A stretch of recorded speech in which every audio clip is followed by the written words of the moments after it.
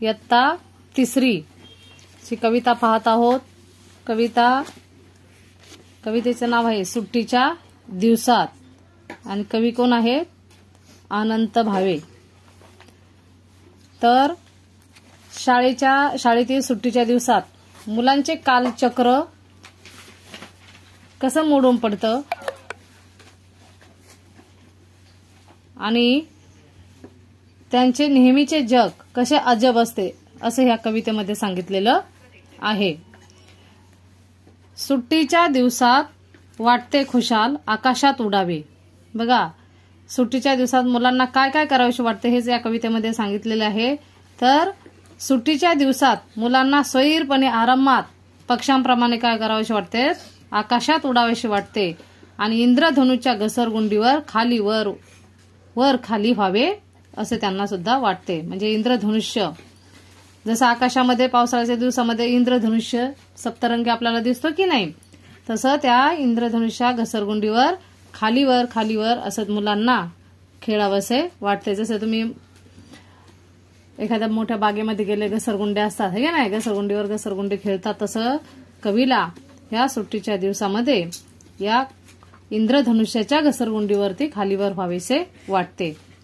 सुट्टीच्या दिवसांना असतो वास निराळा घमघमणारा। बघा, निराळा म्हणजेच कसा? वेगळा, आणि घमघमणारा म्हणजे सुरळीत किंवा दरवळणारा वास असतो। उन्हातही अंगाला बिलगे माळावरचा उन्हाळ वारा। म्हणजे उन्हात माळावर मजेत फिरताना खोडकर वारा अंगाला काय होऊन जातो? स्पर्श करून जातो असं कवी म्हणतात।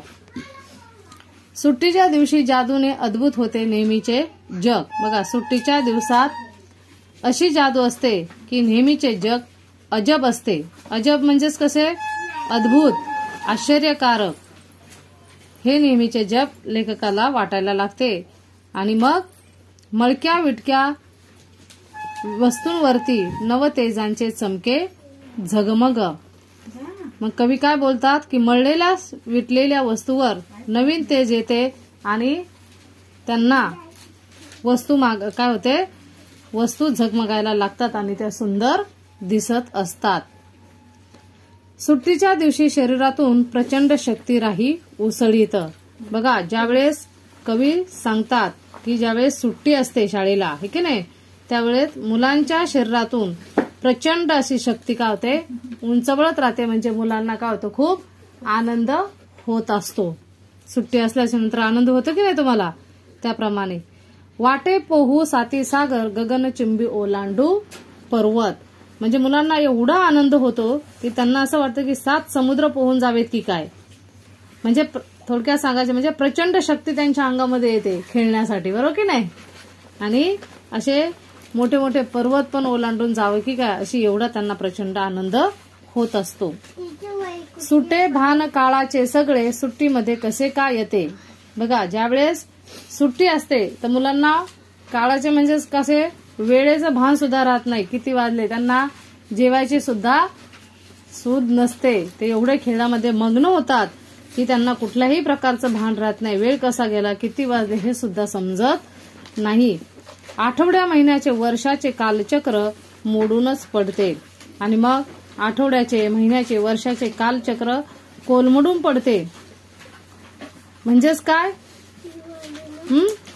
वेळ मुलांना समजत नाही, हे की नाही? म्हणजे सुट्टीच्या दिवसात हा काळ भराभर जातो। म्हणजे 15 दिवस 20 दिवस कशी दिवाळीची सुट्टी गेली हे सुद्धा मुलांना समजत नाही। कशा? खेळण्याच्या नादामध्ये, हे की नाही? अशा प्रकारे सुट्टीच्या दिवसामध्ये मुलांना काय काय करावेसे वाटते याचं वर्णन कवीने या कवितेतून केलेलं आहे। धन्यवाद।